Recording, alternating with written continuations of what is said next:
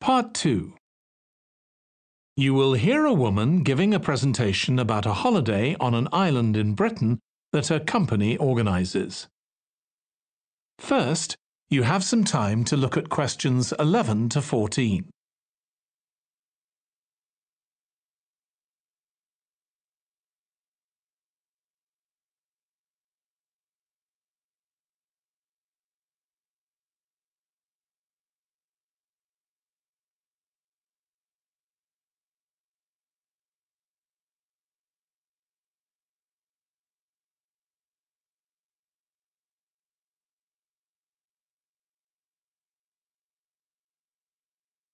Now listen carefully and answer questions 11 to 14.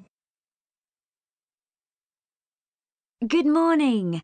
My name's Erica Matthews, and I'm the owner of Matthews Island Holidays, a company set up by my parents. Thank you for coming to this presentation, in which I hope to interest you in what we have to offer. We're a small family-run company, and we believe in the importance of the personal touch. So we don't aim to compete with other companies on the number of customers. What we do is build on our many years' experience, more than almost any other rail holiday company, to ensure we provide perfect holidays in a small number of destinations, which we've got to know extremely well. I'll start with our 6-day Isle of Man holiday. This is a fascinating island in the Irish Sea, with Wales to the south, England to the east, Scotland to the north, and Northern Ireland to the west. Our holiday starts in Heysham, where your tour manager will meet you. Then you'll travel by ferry to the Isle of Man. Some people prefer to fly from Luton instead, and another popular option is to go by train to Liverpool and take a ferry from there. You have 5 nights in the hotel, and the price covers 5 breakfasts and dinners, and lunch on the 3 days when there are organised trips. Day 4 is free, and most people have lunch in a cafe or restaurant in Douglas. The price of the holiday includes the ferry to the Isle of Man, all travel on the island, the hotel, and the meals I've mentioned. Incidentally, we try to make booking our holidays as simple and fair as possible, so unlike with many companies, the price is the same whether you book 6 months in advance or at the last minute, and there's no supplement for single rooms in hotels.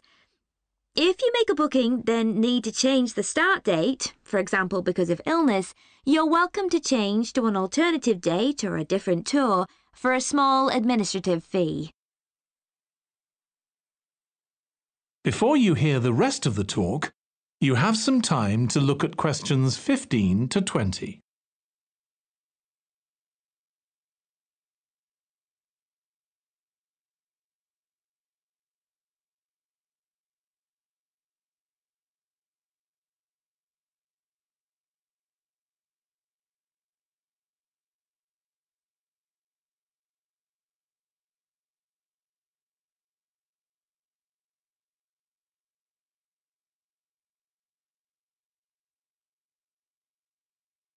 Now listen and answer questions 15 to 20. Okay, so what does the holiday consist of?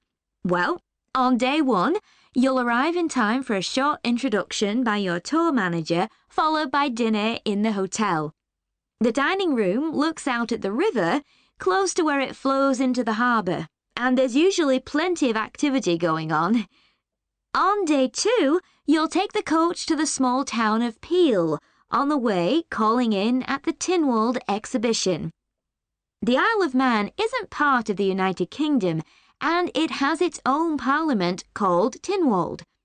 It's claimed that this is the world's oldest parliament that's still functioning, and that it dates back to 979. However, the earliest surviving reference to it is from 1422, so perhaps it isn't quite as old as it claims. Day 3, we have a trip to the mountain Snaefell. This begins with a leisurely ride along the promenade in Douglas in a horse-drawn tram. Then you board an electric train which takes you to the fishing village of Laxey. From there, it's an 8-kilometre ride in the Snaefell Mountain Railway to the top. Lunch will be in the cafe, giving you spectacular views of the island. Day 4 is free for you to explore using the pass which we'll give you. So you won't have to pay for travel on local transport or for entrance to the island's heritage sites. Or you might just want to take it easy in Douglas and perhaps do a little light shopping. The last full day, day 5, is for some people the highlight of the holiday, with a ride on the steam railway from Douglas to Port Erin. After some time to explore, a coach will take you to the headland that overlooks the Calf of Man, a small island just off the coast.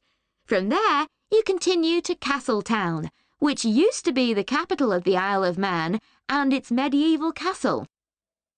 And on day 6, it's back to the ferry, or the airport if you flew to the island, and time to go home. Now, I'd like to tell you a bit more.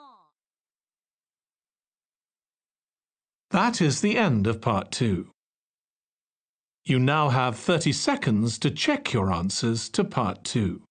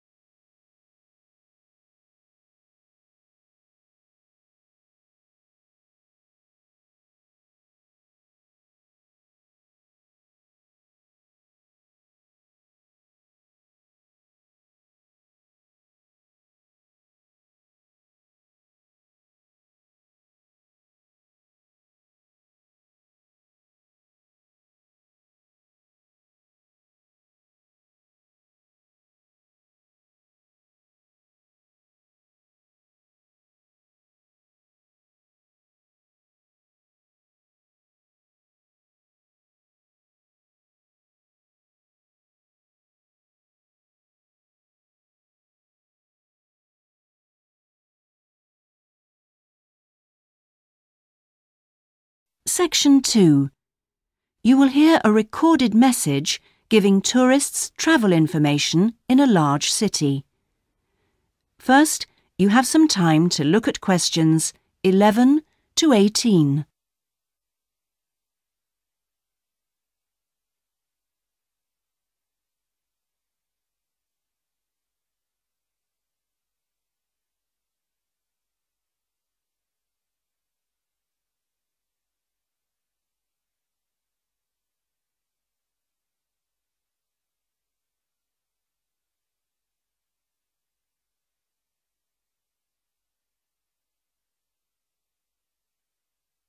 Now listen carefully and answer questions 11 to 18. Thank you for calling the tourist line. There are many different ways of getting round the city, and we'd like to suggest some you may not have thought of. How about a city trip by boat? There are 4 main stopping points. From west to east, stop A, Greenbanks, stop B, City Bridge, stop C, Roman Landing, and stop D, Newtown. You can find the main booking office at stop A. The first boat leaves at 8 a.m. and the last one at 6:30 p.m. There are also many attractions you can visit along the river. At stop A, if you have time, you can visit the fine 16th century palace here, built for the king, with its beautiful formal gardens. It's very near the booking office. Now you can enjoy every corner of this superb residence. Stop B. Why don't you visit Tower Restaurant with its wide range of refreshments? This is a place where you can sit and enjoy the wonderful views over the old commercial and banking centre of the city. Stop C is the area where, in the 1st century AD, invading soldiers crossed the river. This was much shallower than it is now. That's why this area is called Roman Landing. There's an interactive museum to visit here, with a large shop which has a good range of local history books.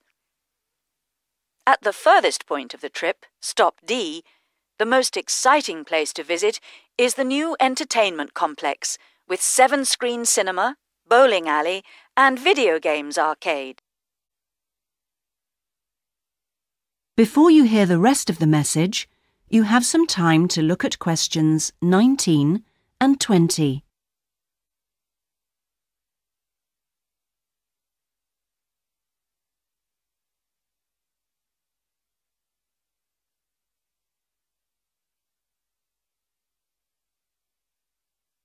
Now listen and answer questions 19 and 20. Besides the boat tours, there are city buses. 2 companies offer special services. The top bus company runs all its tours with a live commentary in English. Tours leave from 8:30 a.m. every 20 minutes. There are departures from Central Station, Castle Hill, and Long Walk. This is a hop-on, hop-off service, and tickets are valid for 24 hours. For further details, call Top Bus on 0208 944 7810.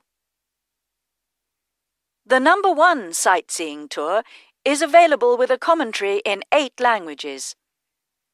Buses depart from Central Station every 5 to 6 minutes from about 9 a.m., with the last bus at around 7 p.m. There are also number 1 services with an English-speaking guide. That is the end of section 2. You now have half a minute to check your answers.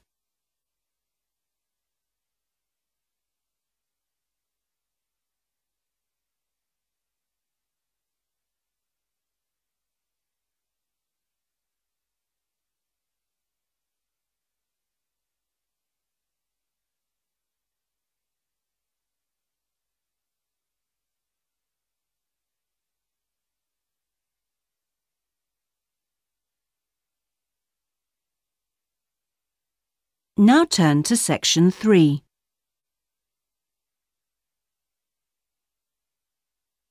Section 2. You will hear a talk given by a group offering a walking holiday to raise money for charity. First, you have some time to look at questions 11 to 16.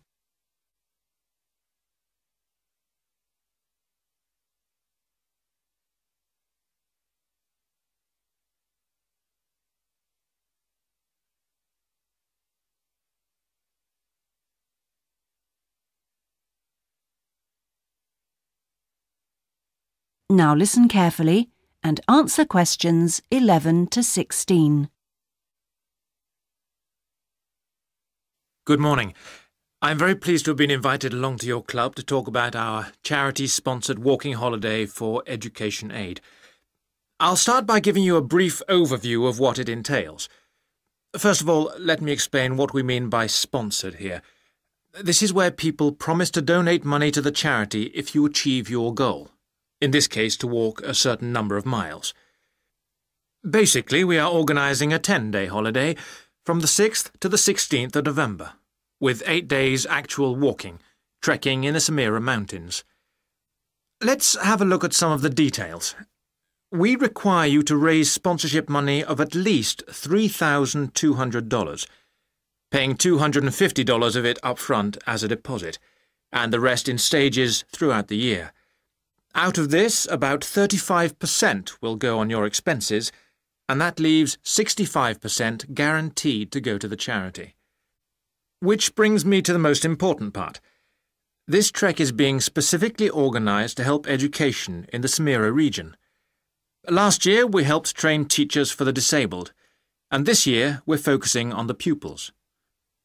Each of the walkers' sponsorship money will go to help an individual special needs pupil in one of the mountain schools.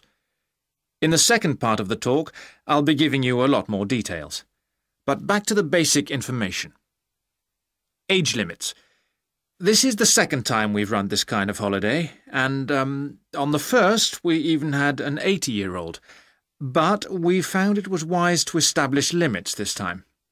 You have to be at least 18, and the top limit is now 70. Though you need to obtain a health certificate from your doctor if you are over 60 years old. Now, the Samira Mountains are among the highest in the world, but you mustn't be too daunted. We will mainly be trekking in the foothills only, although there will be spectacular views even in the foothills. However, you will need to be extremely fit if you aren't now and you're interested in coming with us. You have plenty of time to get into shape. You'll be sleeping in tents, so you must have quite a bit of equipment with you, but you will be helped by local assistants. Your bedding and so forth will be carried by them. We ask that you only walk with a small rucksack with needs for the day. I don't think I've really said enough about the marvellous area you'll be walking in. Let's have a look at some of the sights you'll be seeing. Apart from these spectacular snow-covered peaks and valleys, there are marvellous historic villages. The area has been famous for centuries for making beautiful carpets, although recently there has been a trend to move into weaving blankets and wood carving.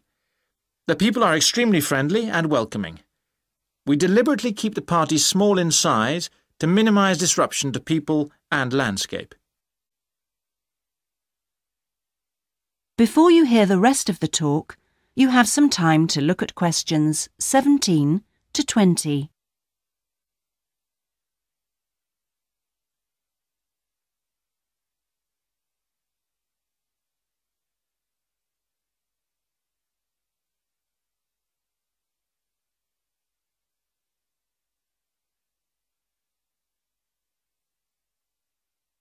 Now listen and answer questions 17 to 20. I hope that there are still some people interested. I will be distributing leaflets at the end where you can find out more information. But just for the moment, I'll outline the itinerary, the main high points of the holiday. Obviously, you'll start by flying out to Kishba, the capital city, on day 1. After a couple of days to acclimatise yourself, you'll start the trek on day 3, walking through the enormous Katiba forest, which will take the whole of the day. Day 4 takes us higher up, going through the foothills, past a number of villages, and visiting a school for the disabled in Sohan. Then you have a rest day, that's day 5, before going to the spectacular Kumi Temple, with 12th century carvings, set in a small forest by a lake, and that's day 6, the highlight for many. We stay near there for day 7, because then comes the hardest day, walking through very mountainous country, but culminating in a swim in the Pate Falls. This is the highest waterfall in the region. Day 9 is much easier, with part of the day spent in a village where they make some of the gorgeous red blankets. Then back down to Kishbar and the journey home. So, you can see it's a pretty packed timetable. That is the end of section 2. You now have half a minute to check your answers.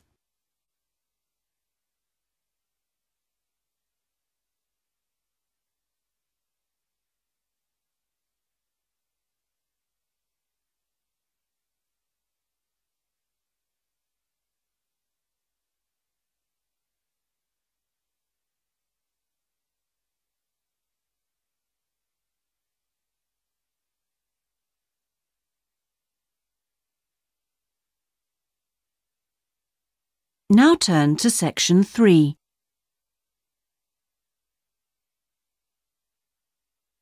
Section 2. You will hear a man talking on the radio about a national arts centre. First, you have some time to look at questions 11 to 16.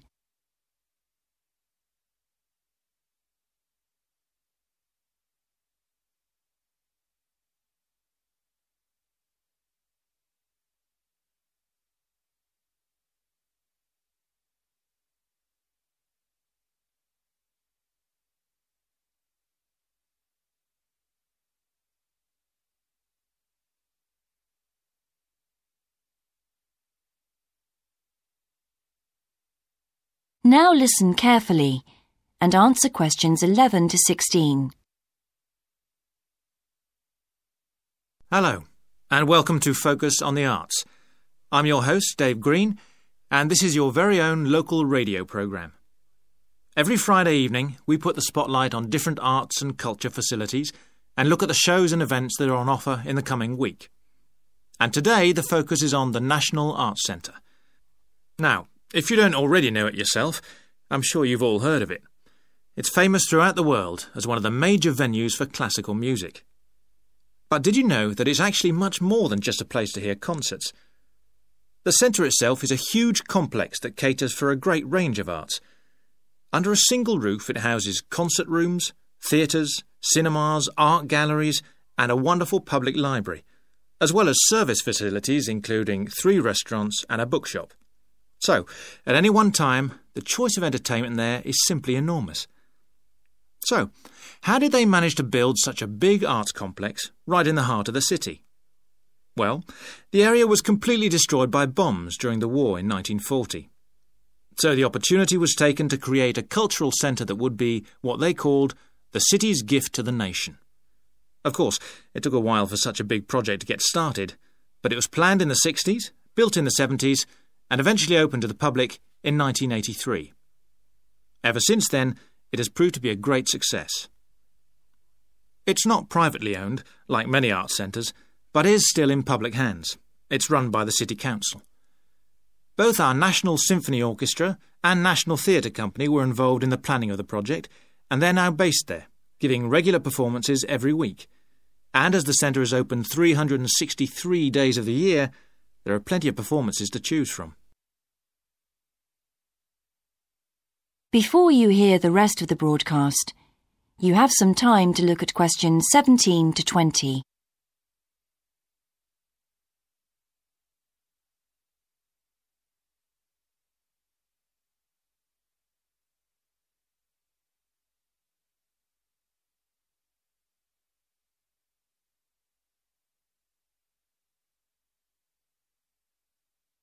Now listen and answer questions 17 to 20. So, to give you some idea of what's on, and to help you choose from the many possibilities, we've made a selection of the star attractions. If you're interested in classical music, then we recommend you go along to the National on either Monday or Tuesday evening at 7:30 for a spectacular production of The Magic Flute, probably the most popular of all Mozart's operas. It's in the Garden Hall, and tickets start at only £8, but you'll have to be early if you want to get them that cheap. And remember, it's only on for those 2 evenings. For those more interested in the cinema, you might like to see the new Canadian film, which is showing on Wednesday evening at 8 p.m. in Cinema 2, and that's called 3 Lives. It's had fantastic reviews, and tickets cost just £4.50, which is a reduction on the usual price of £5.50. So, it's really good value, especially for such a great movie. But you can see the centre's main attraction at the weekend, because on Saturday and Sunday, 11 a.m. to 10 p.m, they're showing a wonderful new exhibition that hasn't been seen anywhere else in Europe yet. It's a collection of Chinese art called Faces of China. That's in Gallery 1, and it has some really fascinating paintings and sculptures by leading artists from all over China. And the good news is that it's completely free, so don't miss it. So why not go along to the National Arts Centre next week for one or all of these great events? And you can always pick up a programme and check out all the other performances and exhibitions on offer, or coming soon, on almost every day of the year. Next week, we'll be looking at the new Museum of Science. That is the end of section 2. You now have half a minute to check your answers.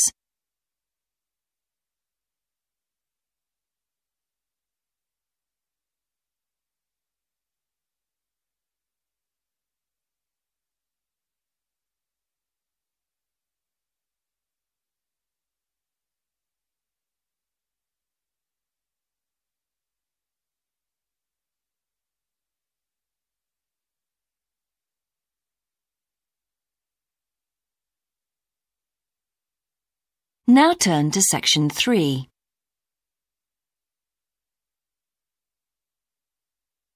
Section 2.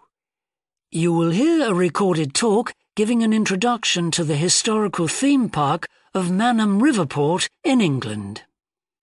First, you have some time to look at questions 11 to 15.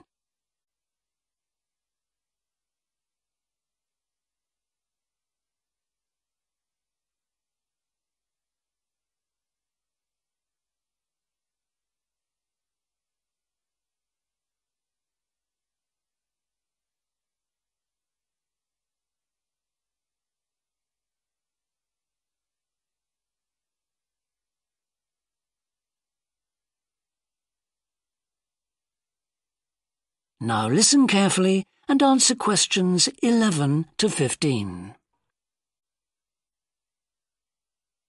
Welcome to Manham Port, where 1,000 years of history are brought to life.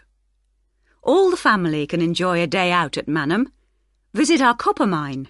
See models of the machinery it used.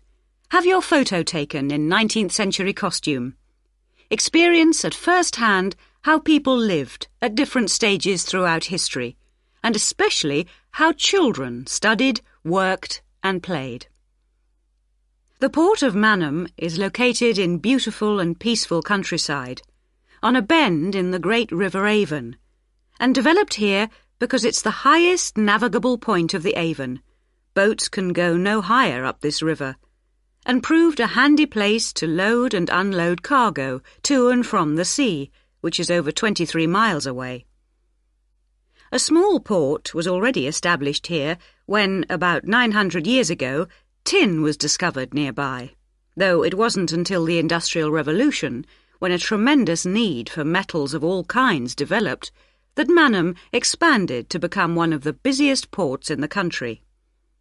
And because it was already so busy, prospectors began to look for other minerals, and by the end of the 19th century, lead, copper, manganese and arsenic were added to the cargoes leaving Manham. In the early days, the ores had been smelted or processed in the same area they were mined. But as demand grew, the smelting process required huge factory furnaces or fires to melt the metal from the rock, and there was not enough coal in the local area so the rocks containing minerals had to be shipped long distances.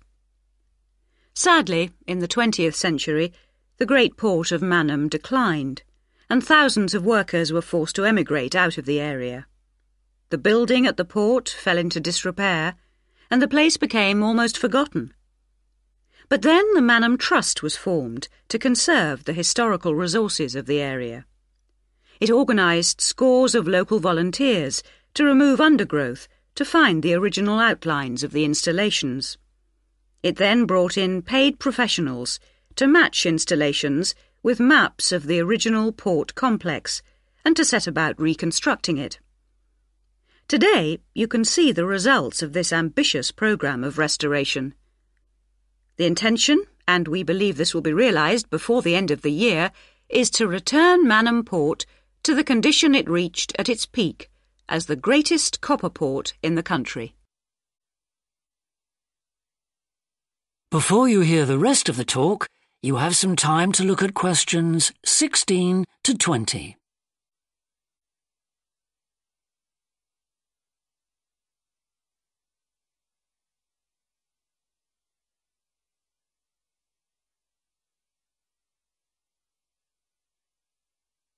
Now listen and answer questions 16 to 20.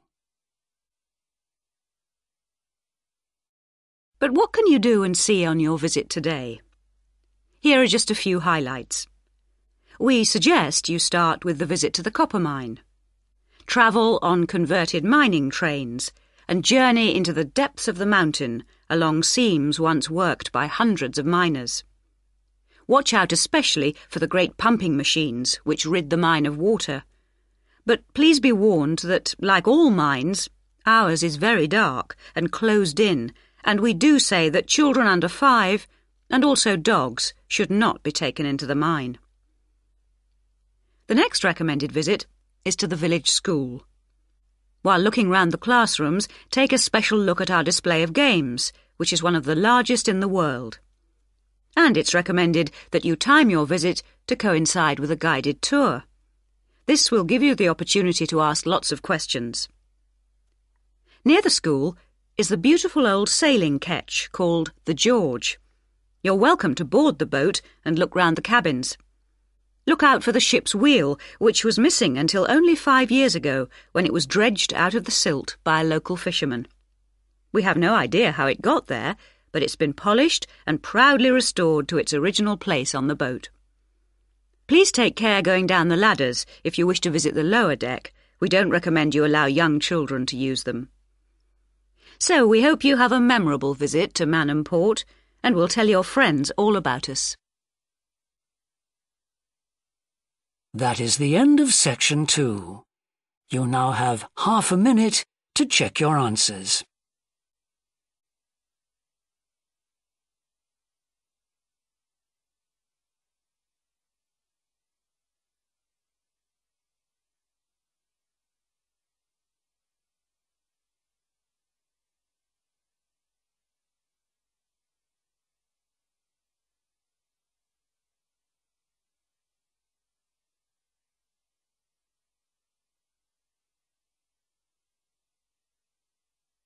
Now turn to section 3.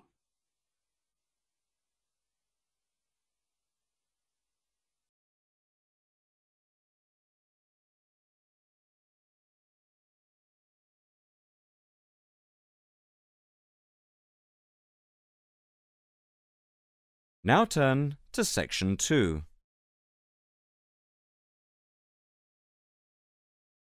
Section 2. You will hear an introduction to the University of Northumbria and the city of Newcastle.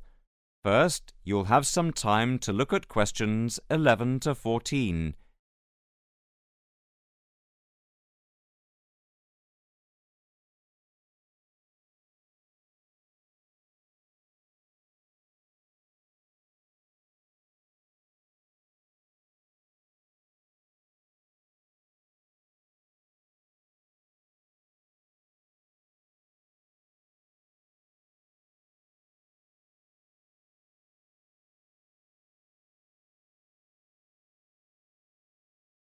Now listen carefully and answer questions 11 to 14.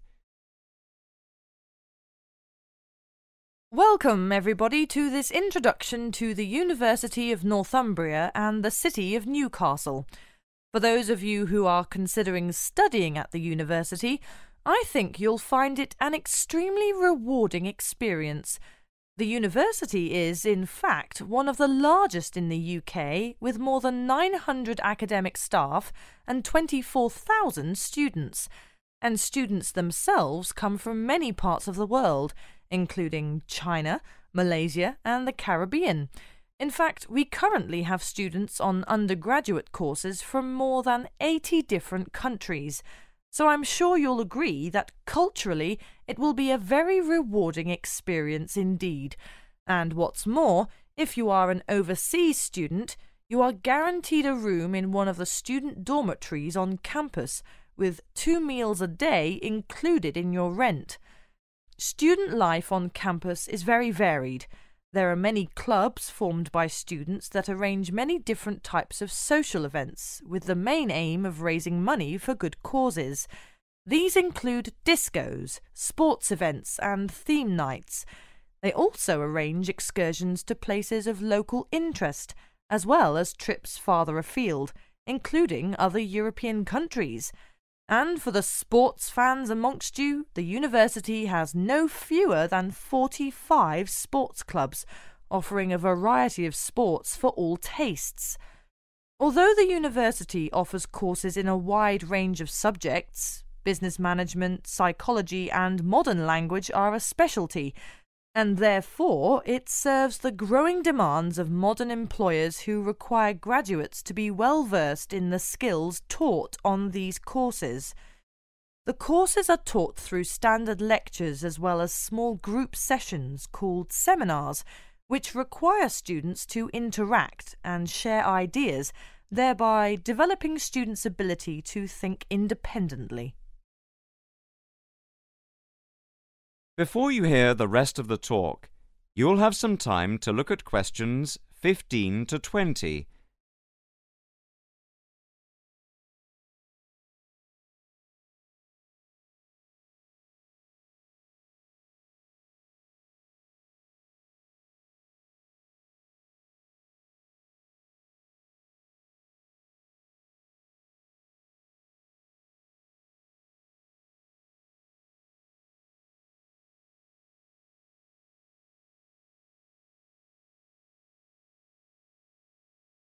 Now listen and answer questions 15 to 20. The University of Northumbria is set in the city of Newcastle in the far northeast of England, which, as you can see from the picture here, is a beautiful coastal town bordering Scotland. Yet at the same time, it's only a 3-hour train journey to London. Newcastle, however, has its own international airport and shipping port, making it an ideal location to visit many other parts of Europe. In fact, many of the courses on offer at the university allow students an opportunity to spend a semester studying in one of several European universities, including France, Germany and Spain. But more about the city of Newcastle. Despite its size, it's about half as big as London, it has a surprisingly entertaining and different nightlife, with theatres, nightclubs, bars, pubs and discos. It even has its very own Chinatown, where the food, I may add, is excellent, as well as a very good museum and a world-renowned art gallery. That is the end of section 2. You now have half a minute to check your answers.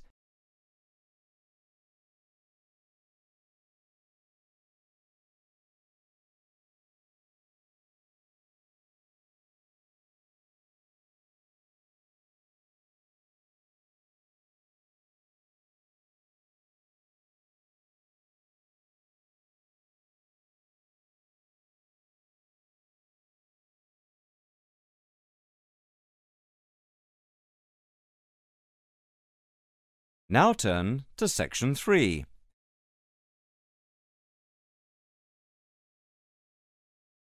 Section 3. You will hear Karen, a student, talking to a professor about her studies. First, you'll have some time to look at questions 21 to 23.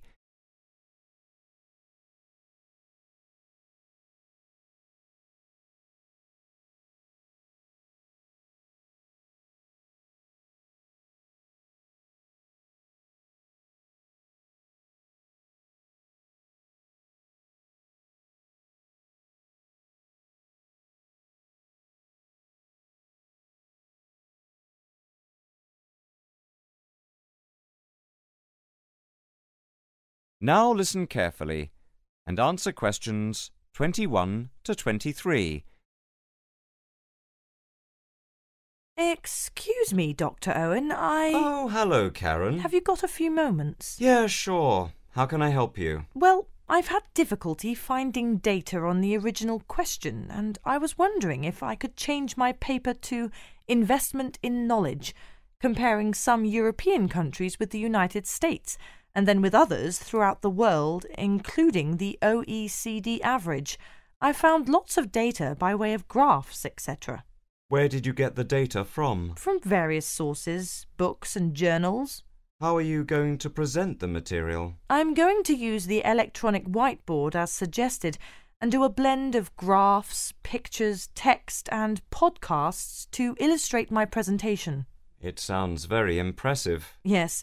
Let's hope the whiteboard works. But I'm also going to have a PowerPoint presentation for a backup, just to cover myself. A backup is a good idea, but it's a lot of work doing everything twice. It is, but at least I'll have experience of both. Before we talk about how to use the data I've selected, could you give me the names of a few websites I should look at for more specific background material? When you type in anything to do with knowledge, there are millions of sites listed. Before you hear the rest of the conversation, you'll have some time to look at questions 24 to 30.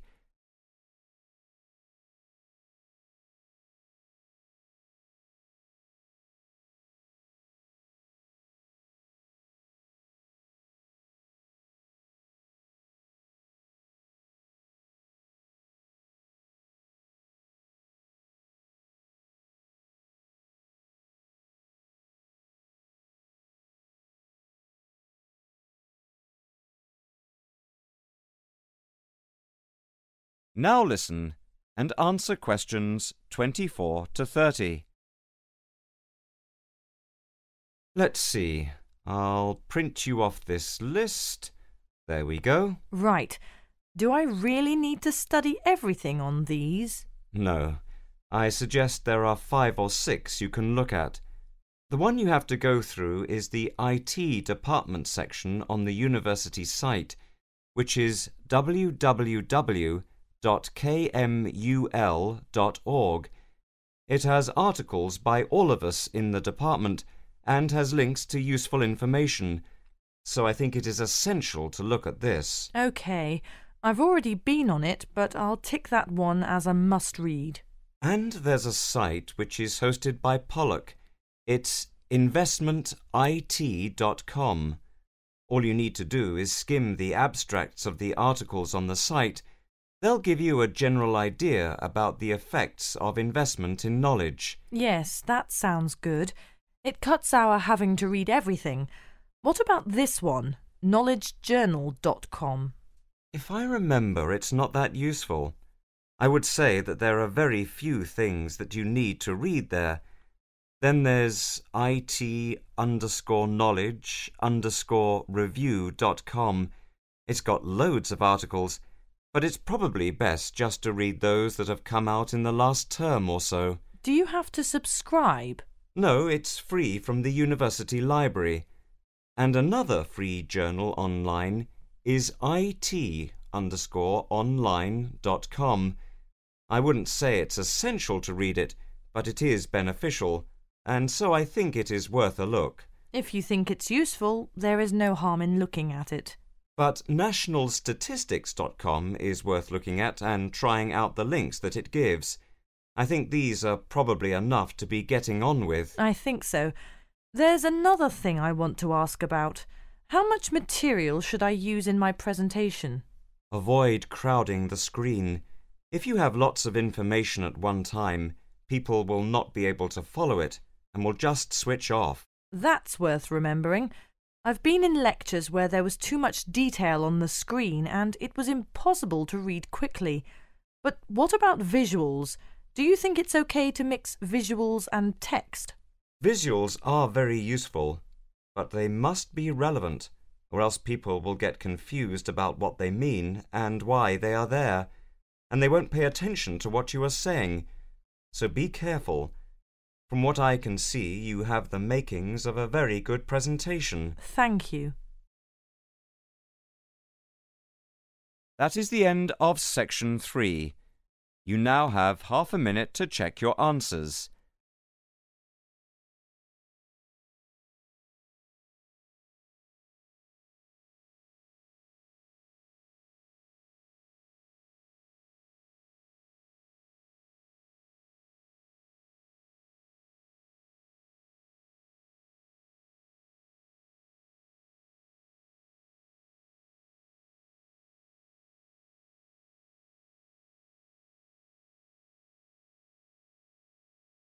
Now turn to section 4.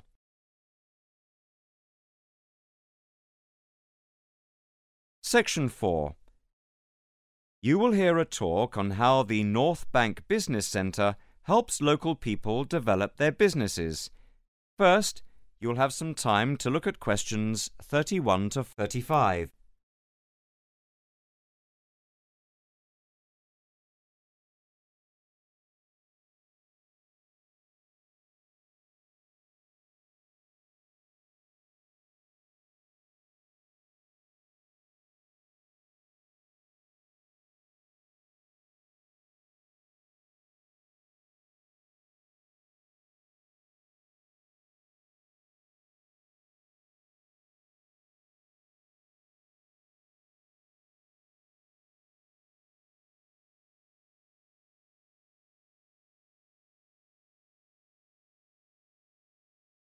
Now listen carefully and answer questions 31 to 35.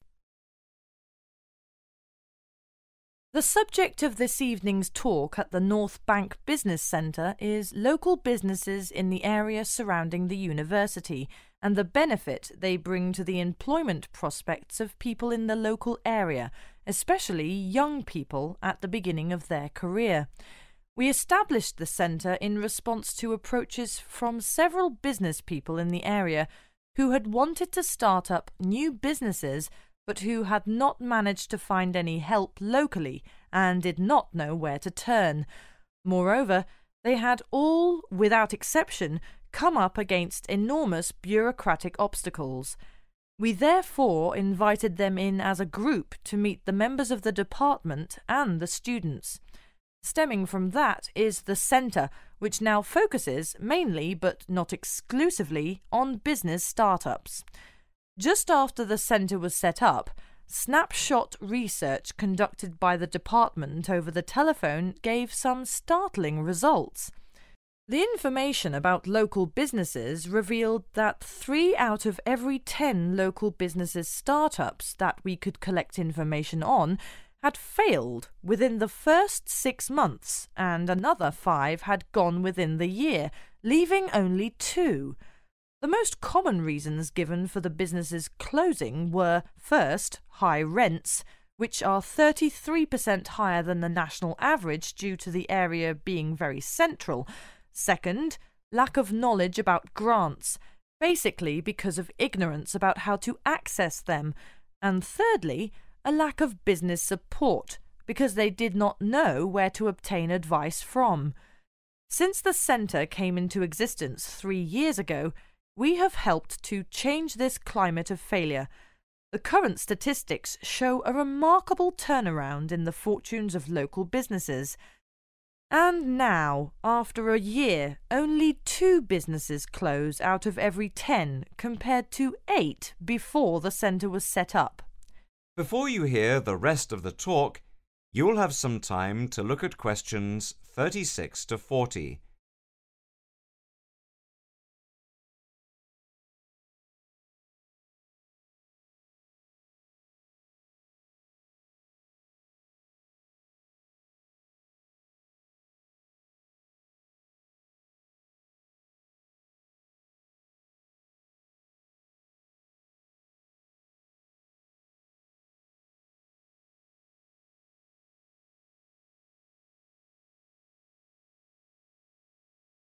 Now listen and answer questions 36 to 40.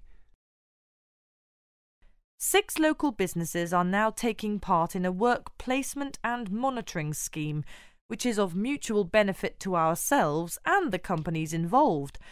O Foods, a small start-up company with 9 employees involved in organic food and based at a local market, has 1 final year graduate doing a year-long study on improving the stock turnaround. This was a particular problem because the company found that they were losing sometimes up to 30% of their stock.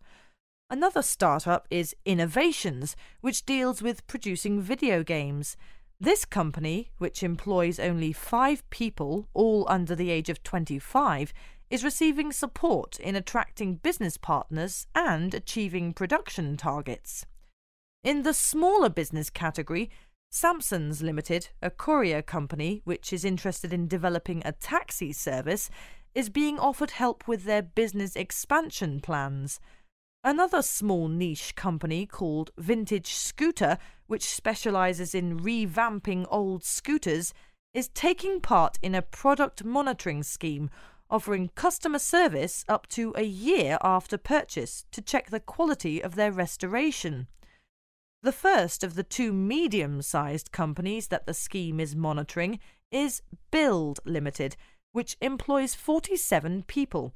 A comparison of their products and services with other businesses in the area is being carried out by a researcher who is trying to support them in their efforts to extend the company's product range.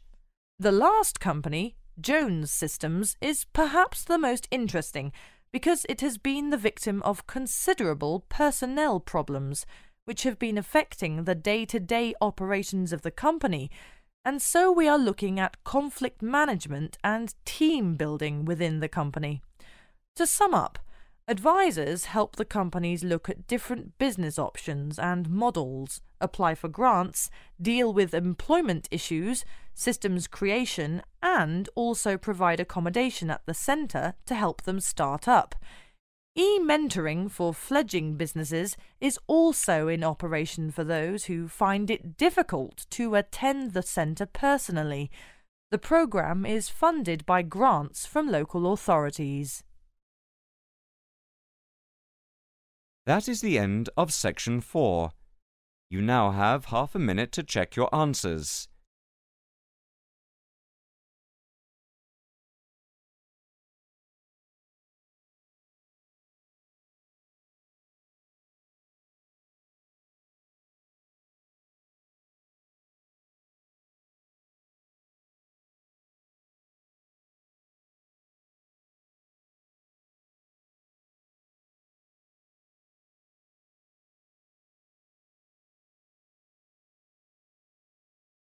Recording 40. You will hear a recorded message about a bus tour. First, you have some time to look at questions 11 to 14.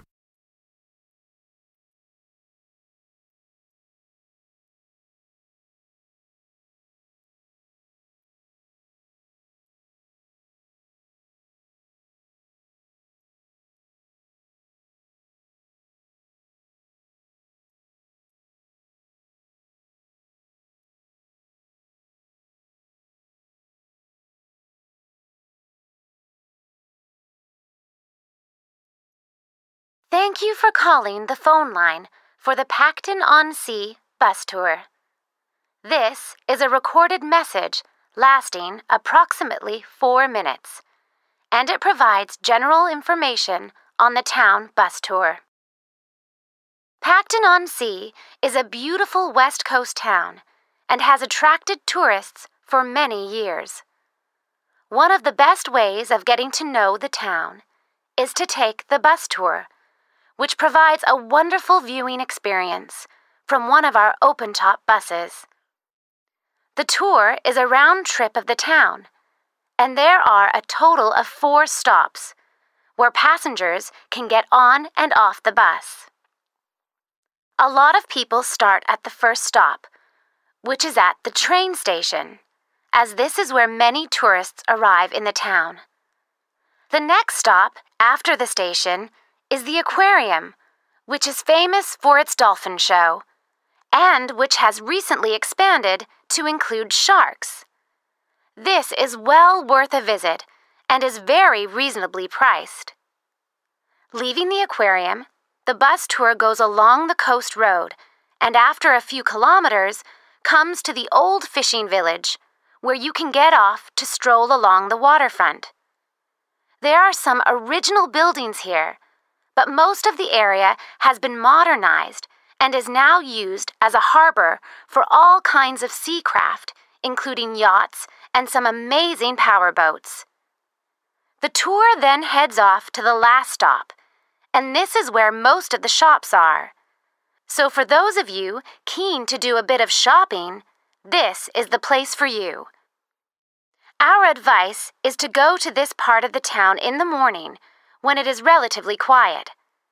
It does get very busy in the afternoons, especially at the height of the season. This area of the town includes an ancient water fountain where many people like to have their photograph taken, so do look out for this. Before you hear the rest of the conversation, you will have some time to look at the questions 15 to 20.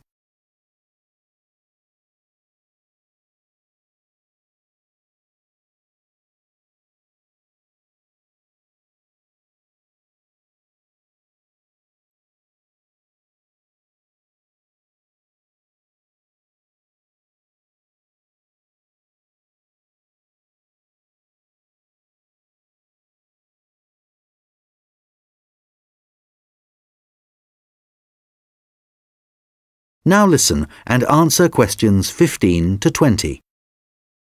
Now, some details of the costs and timings. A family ticket, which includes 2 adults and up to 3 children, costs $30. An adult ticket costs $15.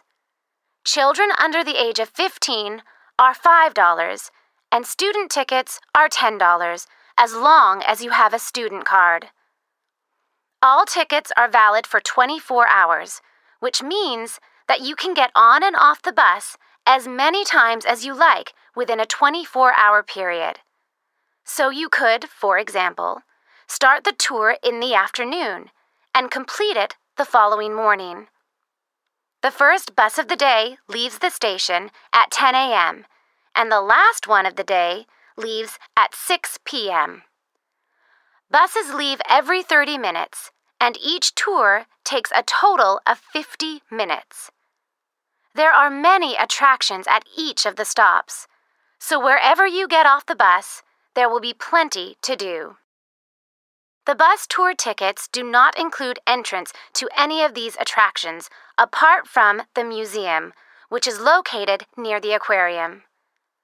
Some buses have local guides who will point out places of interest and will provide information on the town. However, we cannot guarantee that every bus will have a guide, and so we also have an audio commentary that has been specially recorded for the bus tour by the tourist office. Headphones are available on the bus, and these are easy to operate. There is no extra charge for these. Just plug in, select the required language, and adjust the volume. Due to the winter months being rather cold and wet in Pacton-on-Sea, the bus tours only operate from March to September. The weather is usually warm and sunny during these months, so remember to bring some sun protection, especially on hot days. And of course, it does occasionally rain here in the summer, so if the weather looks bad, remember to bring some rainwear. The bus tours are available no matter what the weather. At the height of the summer, the tours can get very busy, so you are advised to book. You can book tickets online, over the phone, and also at the station, and at any of the other tour stops. When booking over the phone, you can collect your tickets at any of the stops at the start of your tour. When you do it online, you can print your e-ticket, which you must remember to bring with you. Thank you for calling the Pacton-on-Sea phone line, and we look forward to seeing you soon on one of our tour buses. That is the end of section 2. You now have half a minute to check your answers.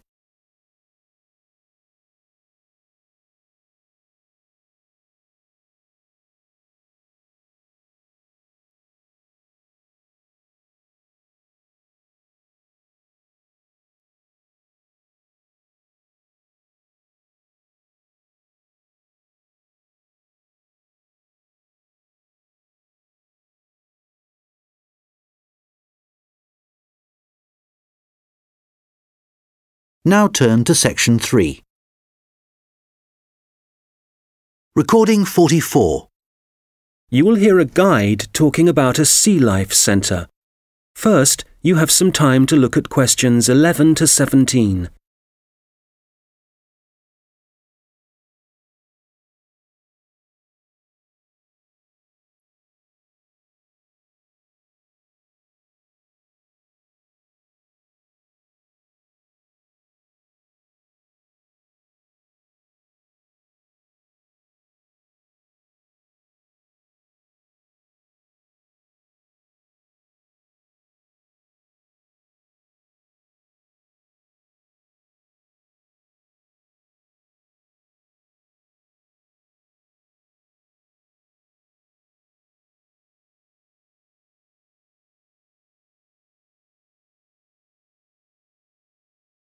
OK, so hi everybody and welcome to the Sea Life Centre.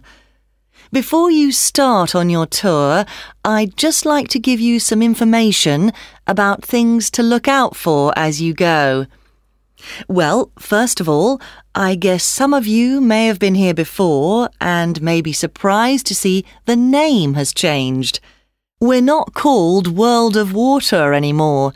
Since the beginning of this summer, we've been renamed, and we've also made a few other changes.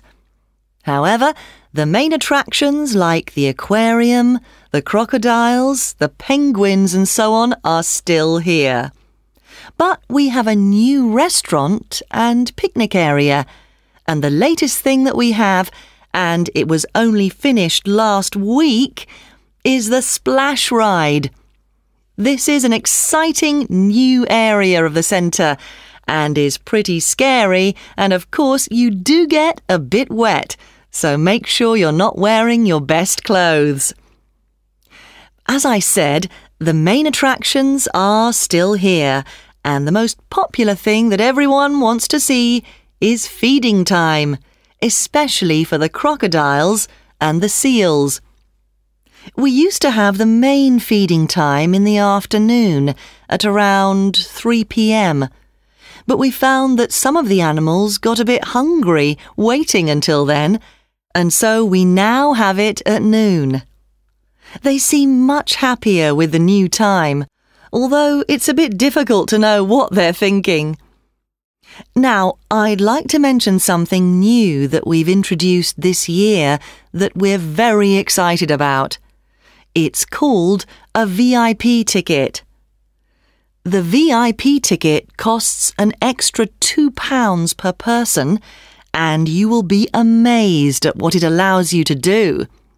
With this, you'll be allowed to feed the sharks. Now, I know that for some people, this might be quite a frightening thing to do, but it is perfectly safe. For those of you who are a bit unsure, we do have a video you can watch to see what happens. It's a great experience, and your friends will be very impressed. Speaking of friends, I'd just like to remind you that the Sea Life Centre will be more than happy to organise a birthday party for you and your family and friends. If you need more details, you can speak to me afterwards, and there are also forms at the entrance that you can fill in.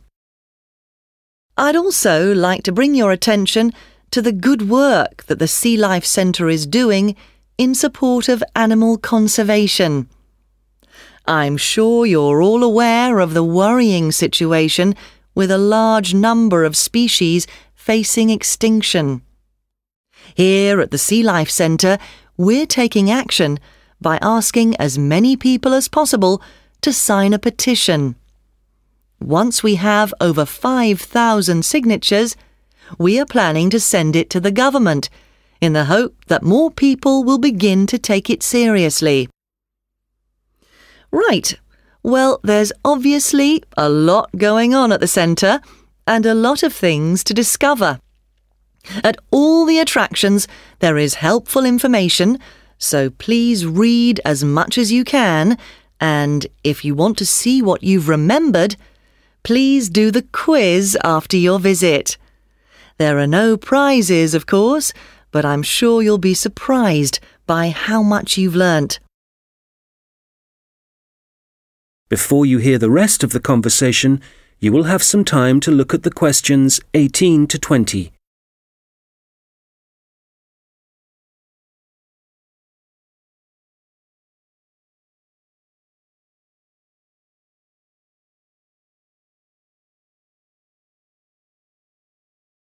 Now listen and answer questions 18 to 20.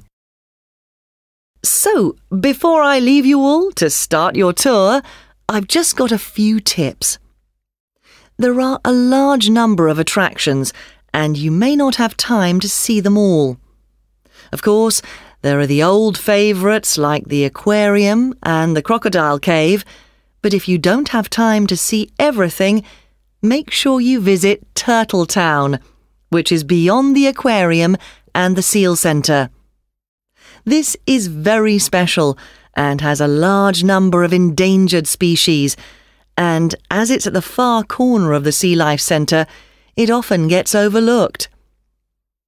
I also have to apologise for the Penguin Park. This has needed some urgent work to be done, and so will not be open for the next week. We're very sorry about this, but I'm sure you'll find the Seal Centre, which is directly opposite it, will keep you entertained just as much, if not more. We're also very busy today, as you may have noticed on your way in. Everyone starts here at the aquarium, but as it's so big, there's no waiting to get in. But today, we're expecting a lot of people to want to see the crocodile cave, as a couple of eggs have hatched out. So expect delays there and, if you like, move on to the Seal Centre first and then go back when things are quieter towards the end of the day. So, I'll leave you now, but if you have any questions, I won't be far away, and have a great time at the Sea Life Centre. That is the end of section 2. You now have half a minute to check your answers.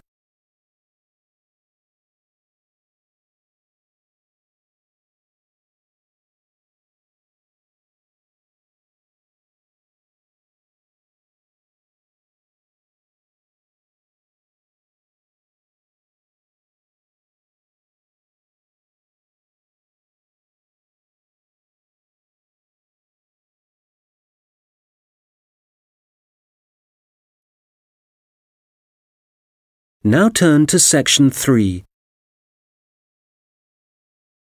Recording 48. You will hear a hotel manager talking to her staff about the arrangements for an event to be held at the weekend.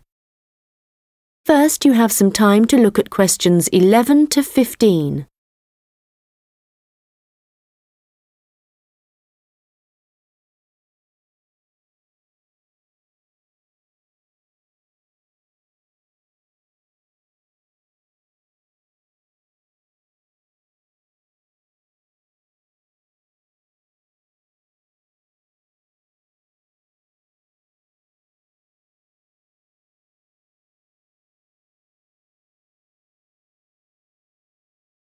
Good morning, everyone. I hope you're all feeling okay after the activities of the last week or so.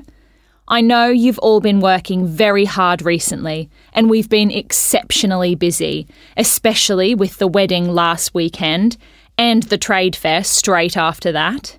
And now we have only 3 days to prepare for the birthday party this weekend. The events recently have gone extremely well, and the hotel is beginning to get a very good reputation, so we need to keep it up.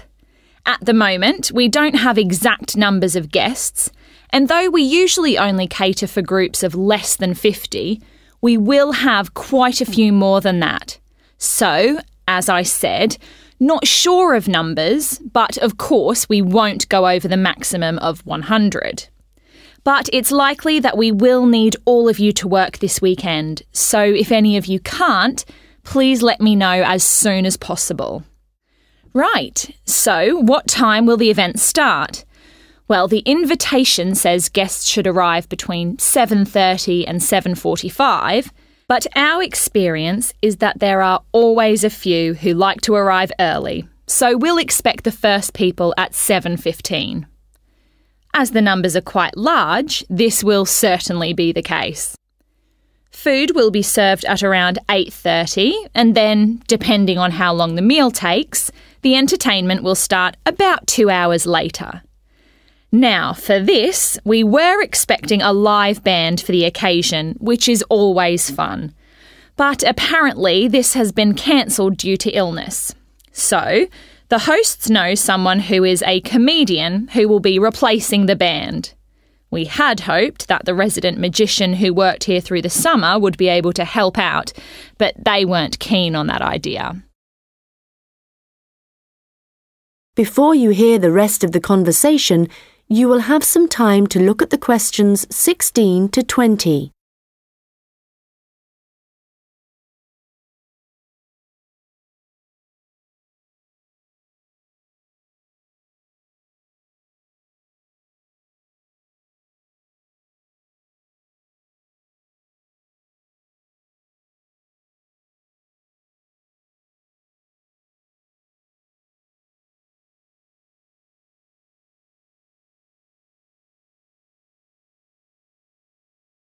Now listen and answer questions 16 to 20.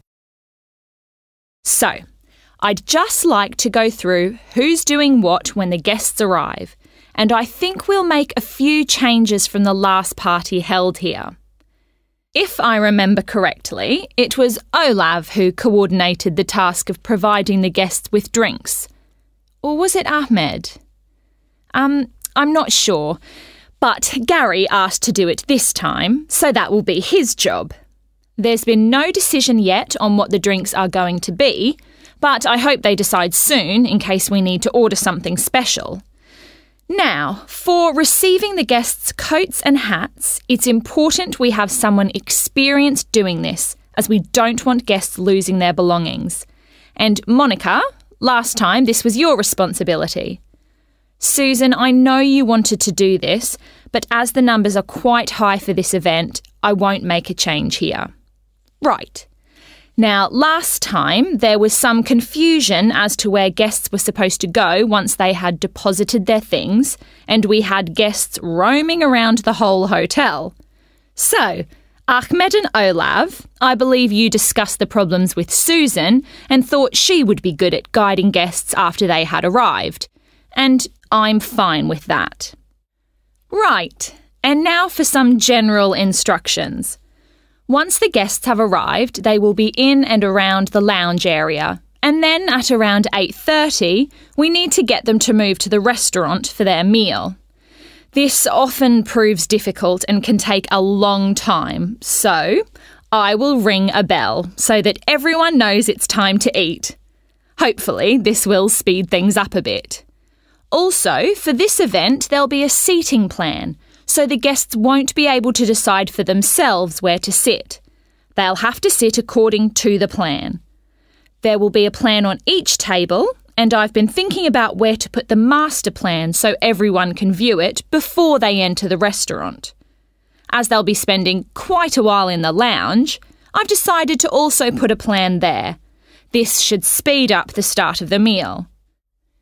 Once the meal starts, you'll all be very busy waiting on the tables, and I'm sure I don't need to tell you to be good-humoured and polite to all the guests.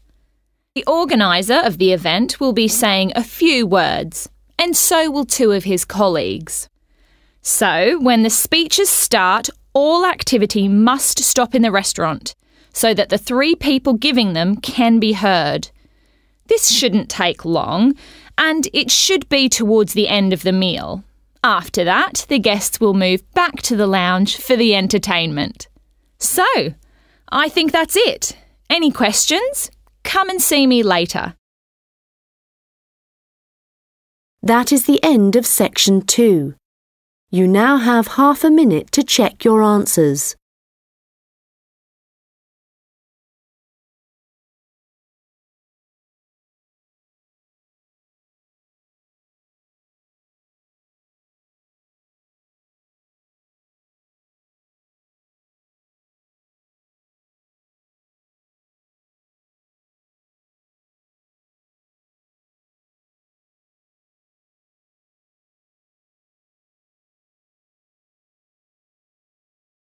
Now turn to section 3. Section 2. You will hear a talk by a tour guide. First, you will have some time to look at questions 11 to 13. Now listen carefully and answer questions 11 to 13. Good morning. Welcome to the Science Museum. There's so much to do here. You could spend all day going from one exhibition to another. But if your time is limited, I'd suggest choosing maybe just one main exhibition.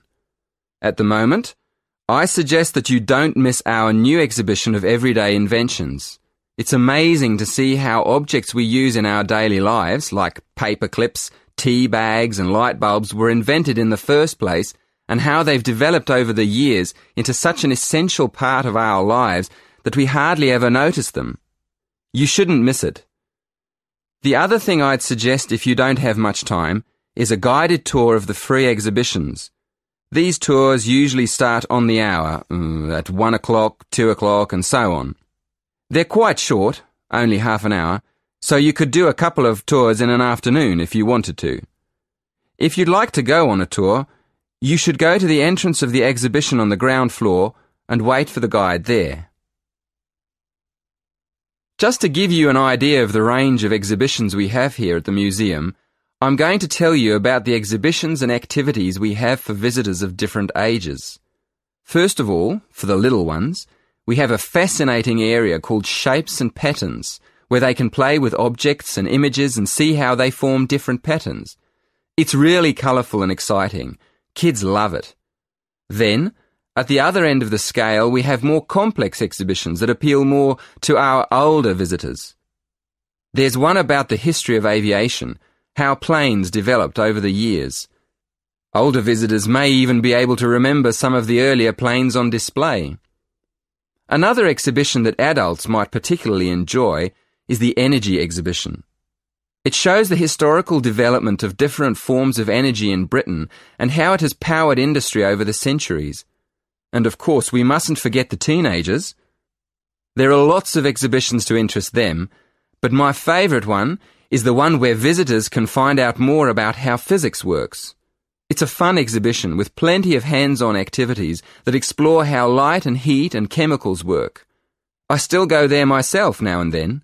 It's brilliant. Before you hear the rest of the talk, you have some time to look at questions 18 to 20. Now listen and answer questions 18 to 20. Most of our exhibitions are free, but you will need a ticket for some of the special ones, like the 3D film shows. So let me explain how you get a ticket online. Of course, you can do this directly at the ticket office, but if there's a long queue, you can book online on your mobile. So, go to our homepage and choose the Events button. Then, click on the film title. That'll take you to the next window. In the right-hand corner, you'll see a little calendar. Choose the date on the calendar and then go to the next window. There's a drop-down box there for you to choose the time and another one for the number of tickets. Careful on that page. There are different prices for adults and children. When you've done that, go to the final page and choose your payment method. That is the end of section 2. You now have half a minute to check your answers.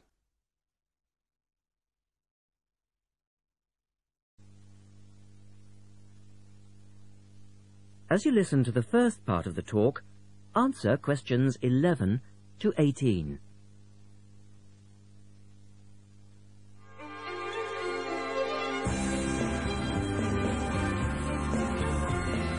And now for some information on local events and activities.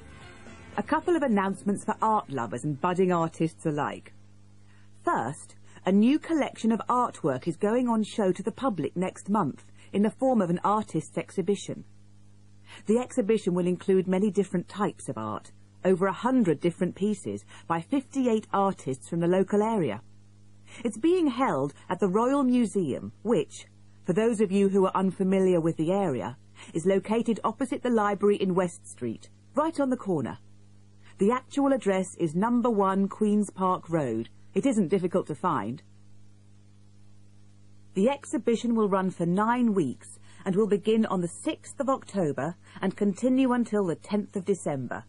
So there's plenty of time for you to go along and have a look, and I'm sure that will be worth doing. What will you see there? Well, amongst the items on display will be some exciting pieces of modern jewellery, furniture, ceramics, metalwork and sculpture. To give you some examples, local artist Kate Main will be there to discuss her collection of pots and bowls that she has made to resemble garden vegetables. They're the sort of thing that would brighten up any dining table and range from things like yellow cabbage-shaped bowls to round tomato-shaped teapots. Prize winner Cynthia Corse will also be there to talk about her silver jewellery, all of which she produced using ideas from the rural setting of her country home. Some of her rings are quite extraordinary and have beautiful coloured stones in them. Or, if you prefer sculpture, there's plenty of that too. Take, for example, Susan Cupp's sculpture of 25 pairs of white paper shoes. It sounds easy, but believe me, it looks incredible. All of these items, along with many others, will be on sale throughout the exhibition period. As part of the exhibition, there will be a series of demonstrations called Face to Face, which will take place every Sunday afternoon during the exhibition, and these will provide an opportunity for you to meet the artists. Now look at questions 19 and 20.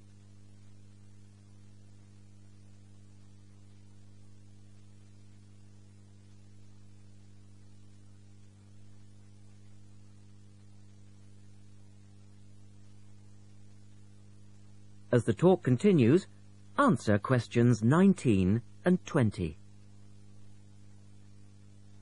The second set of activities are for those who would prefer to indulge in some artwork themselves. The Artists' Conservatory are holding a series of courses over the autumn period. The courses cover all media and include subjects such as Chinese brush painting, pencil drawing and silk painting. All the tutors are experienced artists. Course sizes are kept to a minimum of 15, and there will be plenty of individual assistance. All the sessions offer excellent value for money and the opportunity to relax in a delightful rural setting. Fees are very reasonable and include the use of an excellent studio and access to the art shop, which you will find sells everything from paper to CDs. And they also include the provision of all materials. For more information on dates, cost and availability, you should get in touch with the programme coordinator on 4592 839 584 or go direct to the website, which you will find.